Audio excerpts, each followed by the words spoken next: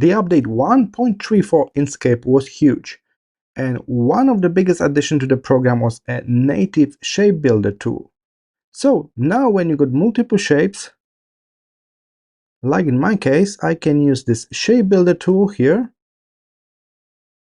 to create a new shape out of them. And as you can see, not only my shapes are highlighted, but any intersection, for example this area here. This was not a shape at first, but based on the intersecting lines, I can quickly turn it into a proper vector shape.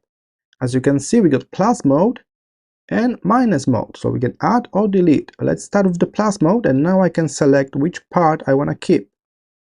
Click and kind of drag through to highlight with the blue color what you want to keep. Click OK, and that's our new shape. We built a new shape based on 3 different shapes. That's a great way to create a nice symbol or logo. Let's undo and select everything once more. Switch to shape builder tool. Let's try the minus mode.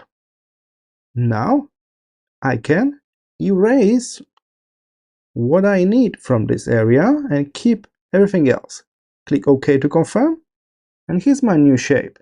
So we get rid of the part in the middle. So that's how we can use the shape builder tool. Be sure you got more than one shape, everything is selected nicely, and then select the shape builder tool. When in the special mode, you can decide between adding or removing elements from that composition. I hope this was helpful. See you in the next Inkscape tutorial.